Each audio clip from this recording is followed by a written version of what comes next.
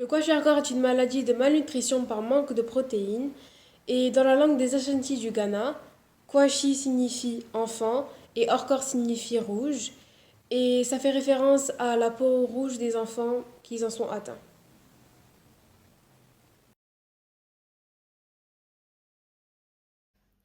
Le kwashiorkor touche annuellement des enfants âgés entre 6 mois et 3 ans, essentiellement africains, à cause du fait qu'ils sont brutalement sévrés de lait maternel à la naissance du second enfant. Le déficit protidique n'est pas la seule raison de l'apparition du syndrome de kwashiorkor. Il y a aussi une baisse de taux sanguin, de magnésium, de potassium, de fer, de zinc, mais aussi de vitamines. Le taux de mortalité des enfants atteints de la forme avancée de la maladie reste important malgré les traitements. Cicely Williams est le premier médecin à décrire la maladie en 1935 et définit que le manque protidique est l'une des causes principales de l'apparition du symptôme de kwashiorkor.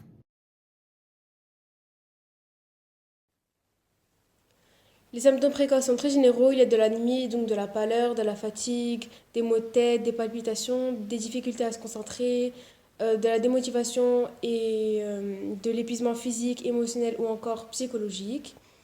De l'apathie, donc de l'absence totale ou partielle de réaction face aux stimuli, de l'irritabilité ou encore de la léthargie. Donc en gros, la léthargie, c'est de la fatigue et de l'indifférence anormale.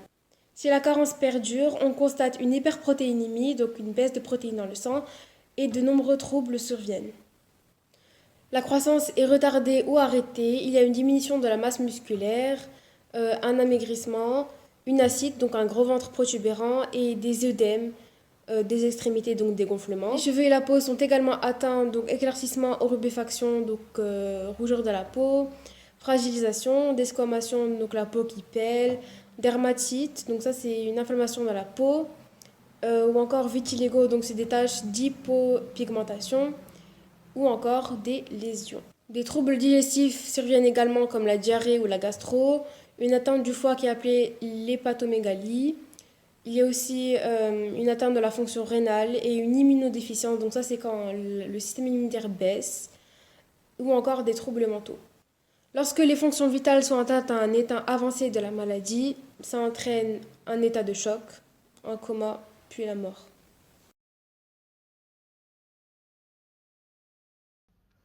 Le médecin de Brousse au Cameroun, Liorad I, écrit en 1929 que la majorité des enfants touchés par cette maladie ont entre 2 et 5 ans.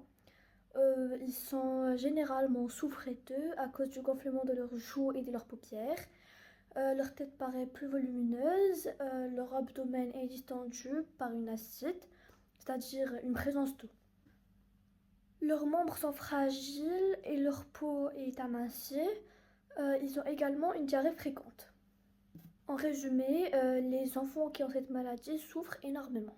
Tous les ans, dans les pays en développement, plus de 12 millions d'enfants meurent à cause de pathologies infectieuses, bactériennes ou parasitaires. Et 56% de ce nombre hallucinant décèdent de malnutrition à cause de leur fragilité aux infections. Au Gabon, par exemple, celle-ci est la première cause de décès chez les enfants entre 1 et 4 ans.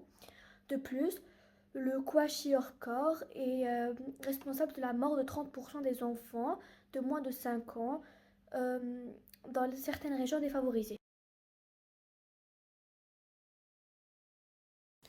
En fait, la majorité des enfants atteints par cette maladie vivent dans des pays pauvres ou en voie de développement, comme en Afrique, en Amérique du Sud, en Corée du Nord et en Inde. Et dans ces endroits du globe, en fait, les conditions de vie sont précaires, les populations sont sous-alimentées et le niveau d'éducation est très bas. L'Afrique tropicale et équatoriale est particulièrement touchée.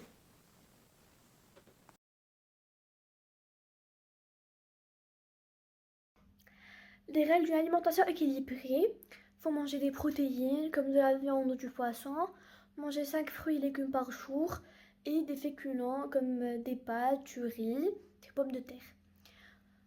Pour une alimentation équilibrée, il faut manger au moins un aliment de chaque catégorie par jour, tout en limitant la consommation des graisses, surtout saturés comme la pâtisserie, du beurre, du fromage, en augmentant la consommation des sucres lents sous forme de céréales comme du pain en céréales, des pâtes, du riz, de la semoule complète. En consommant de la viande, du poisson ou des œufs 1 à 2 fois par jour.